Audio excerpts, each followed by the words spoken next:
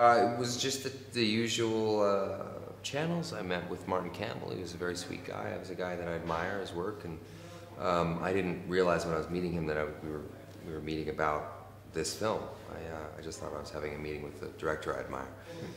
And we had several more meetings where we started to talk about the Green Lantern, and then the next thing I knew, I was 100 feet in the air, suspended by cables.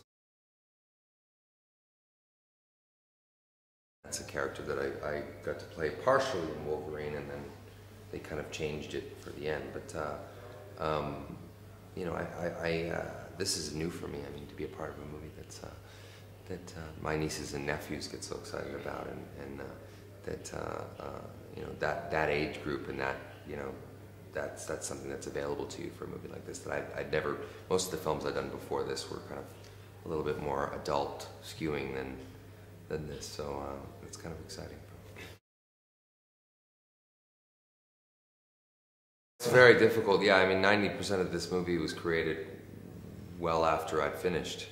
So yeah, I mean, you're spending 6 months having conversations with tennis balls, and blank green screen, and you know. But the challenge is that it forces you to expand your imagination.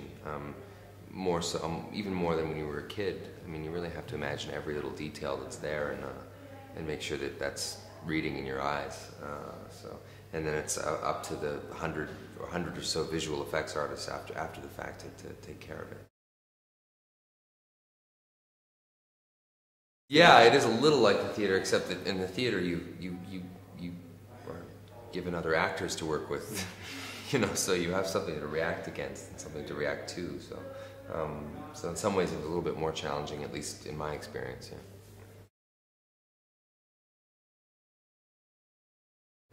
Yeah, I mean, you know, of course, that the character, when you're hired to perform in a film, I mean, that character's yours. That character is yours to create, and you know, I think what they wanted of me was to provide something a little bit more ironic with the character than, you know, too literal. I mean, he doesn't take himself too seriously, and the movie doesn't take it too seriously as well, and I think that's important.